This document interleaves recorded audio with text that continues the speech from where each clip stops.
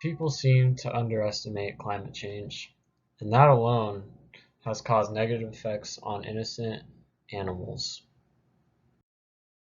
Hi, my name is Cameron. My project is on climate change and how it affects all life on Earth. My lens text describes how climate change was causing bleach events. The gap in my TED Talk was how the author made no mention of other species and how they were also affected by climate change. So I developed the following research question. How are coral bleaching events similar to other species who face similar challenges due to climate change? The first question I asked when pursuing this question was, what are the common factors other species experience similar to bleaching events? And that's my little fish right there. His name is Sabroso. Well, in order to answer this first question, I need to identify what are coral bleaching events. Coral bleaching events are when the temperature of the oceans rise, leading algae to die. And when the food source of the corals die off, they too shall share the same fate. The reason why this matters is because of temperature. The following quote depicts temperature and how it plays a role in the downfall of coral reefs. The primary cause of mass coral bleaching is increased sea temperatures.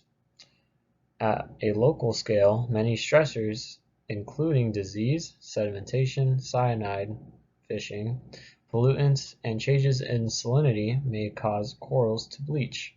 Because of global event temperature, it can only rise to 1 to 2 degrees Celsius, which can trigger mass bleaching events because corals already live close to their maximum thermal limits. That was by the NOAA Association on page 3.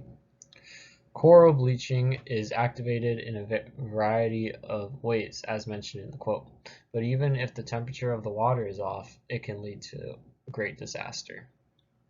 Salinity levels are also taken into account, which are essentially the levels of salt inside of water. And these levels are also determined by evaporation. This is because evaporation takes away the water, which increases the salinity concentration inside the water, aka just makes it more salty, which is not good. Even though it is sad, we had received what we needed from this segment, and that is temperature and how it's shared. That factor is shared among the species that we are going to mention soon. So now that I've mentioned other species, you may be wondering, well, what else is affected by temperature? And that's why we're going to talk about icebergs. Icebergs are essential for all Arctic life because they provide habitat for animals like penguins, seals, and polar bears. However, due to the climate change, they are rapidly decaying back into their liquid state.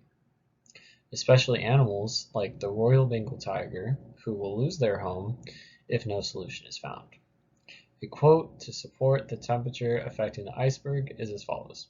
Arctic glaciers have generally been shrinking, with the exception of Scandinavia and Iceland, where increased precipitation has resulted in a positive balance. Arctic melting appears to have accelerated in the past 1990s. Estimates of combined annual melting rose from 100 square kilometers per year from 1980 to 89 to 320 square kilometers in 1997 and 540 square kilometers in 1998. When icebergs are melting, that also means sea levels are rising. And with that additional tweaking of the salinity levels due to instability, this will cause chaos amongst sea life, leading me to believe that we must save the turtles with our reusable straws. As much as I hate reusable straws, the turtles may actually be in danger. And if I could put a stop to it by reducing the spread of plastic in the ocean life, then so be it. On to the turtles, who are surprisingly affected by temperature change drastically. When a baby turtle is introduced into the world, its gender is already predestined. How is that, you may ask? A quote from the turtle experts at Oceana shall suffice for an in-depth answer. The dramatic increase in the concentration of greenhouse gases and other warming pollutants in the atmosphere, primarily from burning of fossil fuels. In the case of turtles, hatching when the sand is above the pivotal temperature produces a female. Hatching below the pivotal temperature produces a male. If rising temperatures cause mostly female turtles to be born, the population will rapidly decline. One recent study concludes that it is likely the southern populations of turtles in the United States will become ultra-biased towards female populations if temperatures increase even by 1 degree Celsius. And the turtle experts are Griffin, Frost, White, and Allison. This isn't okay, obviously. So what it essentially means is if it's too hot, you'll have girls, and if it's too cool, you'll have baby boys. This isn't okay. Because if we have 100 million girl turtles and only a couple of boy turtles, then how are they ever going to have time to catch up and increase the total level of turtles in their society? But that's not the only problem, because as the water levels increase, then the amount of surface area left on the beach decreases, meaning less breeding grounds for the turtles. A similar event is happening to polar bears, and instead of drinking their Coca-Cola on a glorious iceberg, they are left only with enough ground to stand on. Polar bears are iconic in many entertainment sources, but people don't really pay attention to their rapid decline. The main cause of this is again temperature. More specifically, green gases are making these polar bears' environment uninhabitable. A quote from polar bear enthusiasts at Harvard to show this in greater detail. Never predicted to completely disappear by the end of the century, even under scenarios that posit greenhouses gas accumulations at rates considerably faster than currently or historically observed. In a recent multi-model study of climate projection in the Hudson Bay, Gagnon and Go concluded that Hudson Bay is expected to remain completely ice-covered in those 5 models by the end of this century for at least part of the year. Greenhouse gas and disappearing icebergs are the main reasons for the decline of our beloved polar bears. Those who roam on land are not the only ones affected by this decline in habitat, so we must look at those who are insects and are very small and can fly. Monarch butterflies depend on temperature to gauge every important action in their lifetime. Butterflies are attracted to milkweed flowers and consume them for survival. The following quote describes how important the environment and temperature to the monarchs are. They depend on environmental cues, temperature in particular, to trigger reproduction, migration, and hibernation. Their dependence on milkweed alone as a host plant is a further vulnerability, particularly as milkweed abundance is declining throughout the monarch range. Both temperature and precipitation influence migration phenology. If the weather is unfavorable, migrants accumulate in staging areas for several days.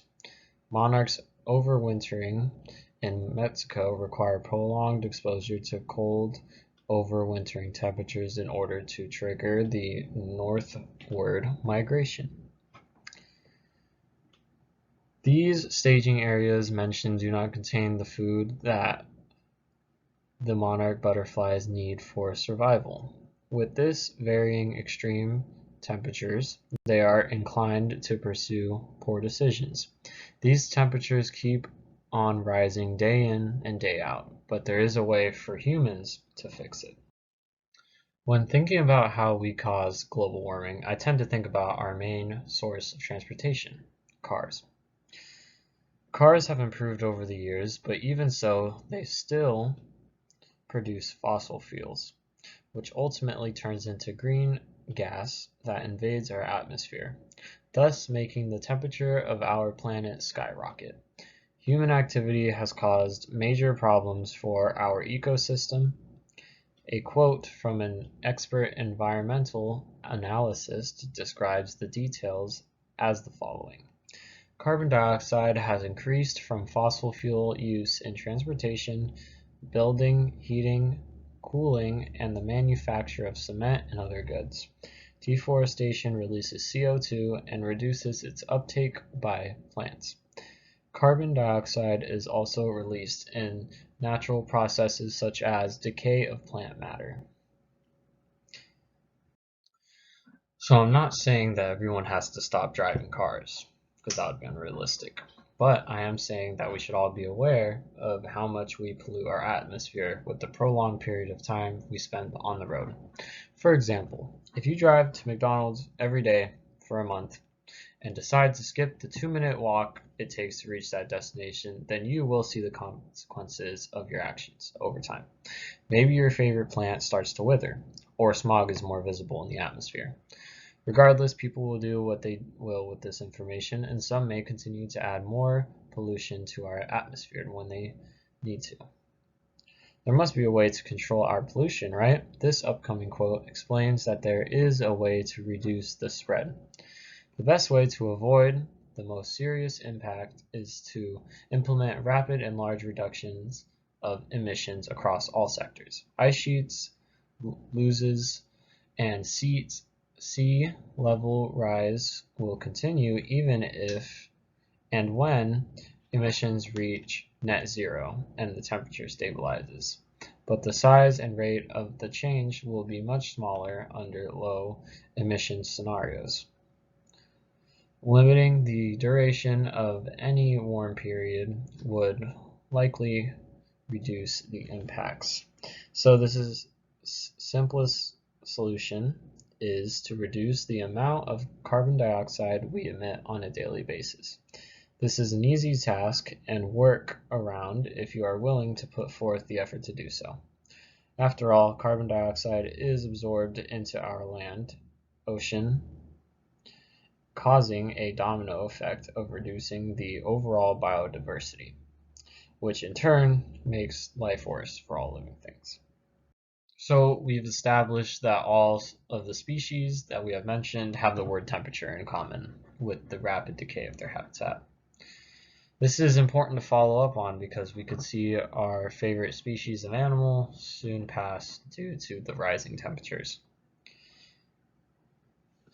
Even as an aquarium hobbyist, I am aware of my carbon dioxide output and drive when I need to or when it is simply just too hot, especially during the summer. In conclusion, there is a lot of work to be done, but it is possible to reduce the effects of climate change on coral reefs and other mentioned species by decreasing our carbon dioxide output onto our atmosphere. And the picture you're looking at is my saltwater tank that I'm building up to eventually host marine life. I hope you guys enjoyed this presentation. Thank you for everyone who gave me advice on how to make my paper and my presentation better. And the next couple of slides will be citations in MLA style for NTEX citations. So bibliography side, works cited citations. Hope everyone has a good day. Works cited 1, works cited 2, works cited 3, and the final works cited.